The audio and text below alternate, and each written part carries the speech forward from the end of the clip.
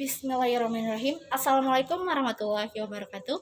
Perkenalkan, saya perwakilan dari SMA Negeri 1 Takengon yang terletak di Kabupaten Aceh Tengah, Provinsi Aceh.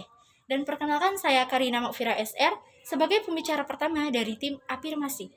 Dengan musik kita pagi ini yaitu Dewan ini menyesalkan maksudnya e-sport di cabang Olimpiade olahraga. Saya akan mengambil 3 kata kunci, yaitu 1. Menyesalkan. Menyesalkan adalah suatu perasaan ketidakpuasan, ketidaksetujuan terhadap sesuatu, tetapi setelah dilakukan. Dan yang kedua adalah e-sport. E-sport adalah istilah untuk olahraga elektronik. Jadi, istilah ini digunakan untuk kompetisi permainan video. Jadi, contohnya saja yaitu game online, ada PUBG, Free Fire, Mobile Legends, dan Dota. Kemudian, kata kunci saya yang ketiga adalah Olimpiade olahraga. Olimpiade olahraga adalah ajang internasional 4 tahunan yang mempertandingkan cabang-cabang olahraga dan diikuti oleh ribuan peserta. Jadi, pada musik kita saat ini saya akan membatasi yaitu game online pada pelajar. Sekali saya ulangin, game online pada pelajar. Jadi seperti yang kita ketahui, teknologi saat ini benar-benar sudah berkembang sangat pesat. Tentunya juga di game online. Jadi game online dalam musik kita ini kita sebut yaitu e-sport. Sekitar 2013 diperkirakan ada 71,5 juta orang yang menonton video e-sport. Dan hal itu membuktikan dengan sangat konkret bahwa game online sangat diminati oleh para remaja maupun berbagai kalangan di seluruh dunia, tapi saya membatasi di Indonesia sendiri. Nah, sebenarnya maksudnya e-sport ke Indonesia ini benar-benar membawa dampak-dampak, baik itu dampak negatif maupun dampak positif. Menurut saya sendiri, maksudnya e-sport ke Indonesia lebih banyak memberikan dampak negatif daripada dampak positif pada remaja-remaja Indonesia. Jadi, saya sangat setuju dengan mosi debat kali ini. Saya ulangi, yaitu Dewan ini menyesalkan maksudnya e-sport sebagai cabang di Olimpiade olahraga. Salah satu dampak yang sangat negatif yang masuk pada diri remaja Indonesia yaitu mempengaruhi kepribadian remaja. Mengapa saya mengatakan demikian? Bahwa seseorang secara otomatis setelah bermain game selama berjam-jam bahkan berhari-hari tentunya akan membawa pengaruh negatif, bukan? Jadi contohnya saja begini ya, remaja-remaja Indonesia karena kecanduan bermain game, karena terus-menerus bermain game, sehingga dia memiliki kepribadian yang individualis, lebih menyendiri seperti itu. Contohnya saja ketika berada di rumah, ketika orang tua menyuruh membantunya atau memanggilnya akan suatu hal, mereka bisa saja tidak mendengar, dan itu adalah suatu bukti yang konkret. Bahkan saya sendiri, di keluarga saya sendiri, memiliki hal yang seperti itu. Kemudian yang kedua adalah akan terganggunya kesehatan remaja. Jadi mengapa demikian?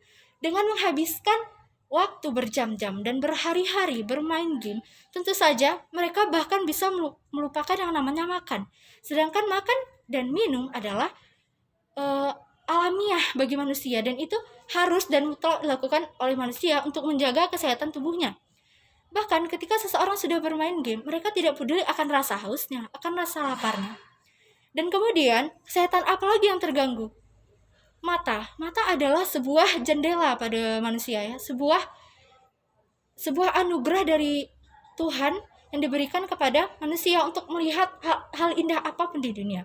Ketika mata menghabiskan waktu yang sangat lama untuk bermain game, melihat handphone, tentunya mata akan mengalami radiasi, bahkan dapat mengalami kerabunan, baik itu rabun jauh, rabun dekat, dan bahkan silindris pada orang-orang yang berusia lanjut.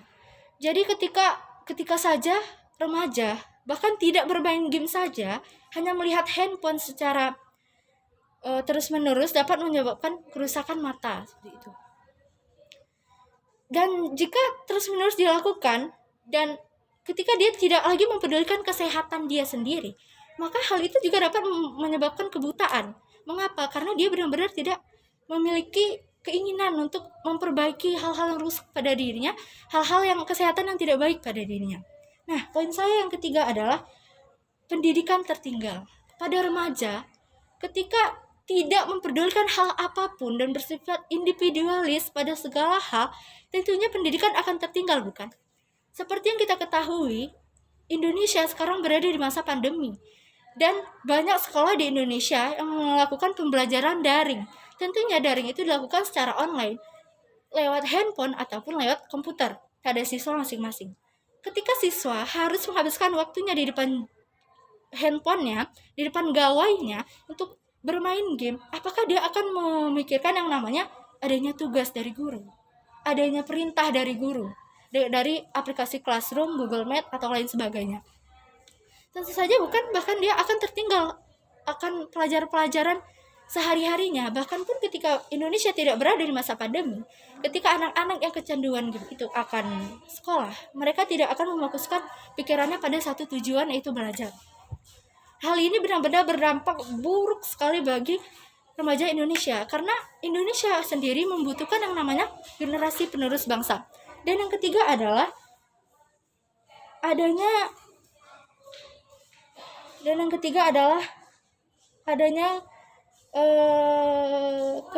kepribadian remaja yang sangat-sangat mengganggu.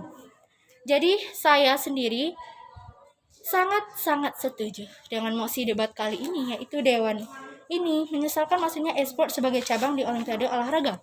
Nah, seharusnya e-sport itu tidak dimasukkan di cabang olahraga, tetapi pemerintah itu harusnya mempersiapkan Olimpiade untuk tingkat-tingkat yang lebih hebat, untuk tingkat-tingkat yang lebih mengarah kepada belajar kepada remaja, yaitu seperti adanya Olimpiade mengedit animasi, menciptakan animasi. Ketika remaja itu mungkin terlalu suka bermain komputer, terlalu suka yang namanya online, maka seharusnya pemerintah pun harus menggalakkan program-program itu.